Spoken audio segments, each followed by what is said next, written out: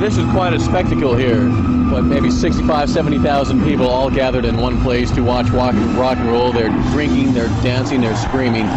Let's say 500 years from now, an archaeologist is going to find a film of this concert and just look at it from a totally detached point of view. Why are all these people gathering to see Motley Crue and these other bands? Sex. Basically sex. Hey, we're animalistic. We're barbarians of rock and roll. Get down, get nasty. It's true art form, you know? We're like a porno movie. Okay. And what exactly do your relatives think of your work? They love it.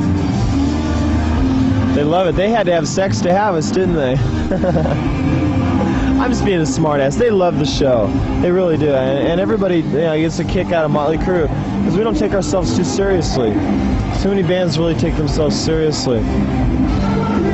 Okay, well, when you're on the road in Europe, do you get a chance to go out and walk around and check it out, or is it hotel?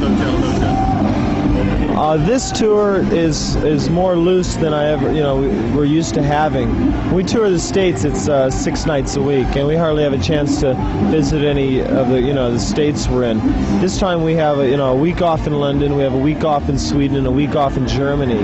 So we're going to definitely be traveling around and enjoying the country. That sounds cool.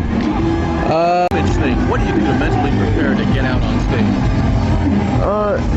Basically, we don't do a whole lot. In the early days, we used to do more because we felt that was like something you had to have a ritual to get ready on stage. The way we are now is we're always the same. I mean, I'm the same. My attitude's the same right now as when I go on stage.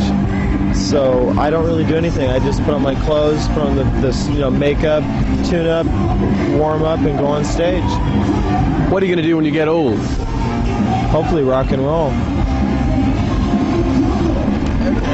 An interesting question for a band like Motley Crue. Can you describe to me the difference between bands today and bands of the 1960s?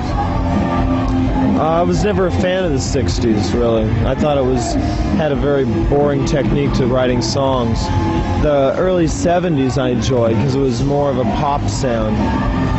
And I like to mix the pop sound with the driving rock of the same era and put it together with our own style, and I think that we're coming up with something that's not necessarily unique, but it's interesting.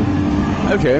I have with me here the sleeve from your latest album entitled Shout at the Devil, right?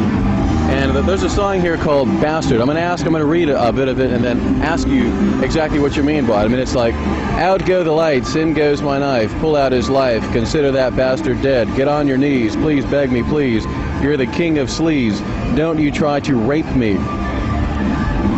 What was the motivation in the writing of the song? A manager, when it says don't try to rape me, means don't try to screw with me, don't try to take what we've worked for our whole lives away. You're the king of the sleaze. You're the sleaziest person I ever met. You're trying to screw over four perfectly innocent human beings who just want to rock and roll and have a good time. Greed in the music business is basically what that song's about. That's a much better perspective. Someone just reading this, I mean, this is pretty heavy stuff. Consider that bastard dead. Won't get screwed again. Make it quick. Blow off his head. It seems like viciousness to someone who's not informed on what the song is. We were very angry. Very angry. In fact, that's one of the reasons that song was dedicated to that person, because we never had a chance to tour Europe before because of him. And now we're here. We're in a much better ground. So it's one man who you're talking about, who the song was. But there's a lot of people that can probably relate to a bastard.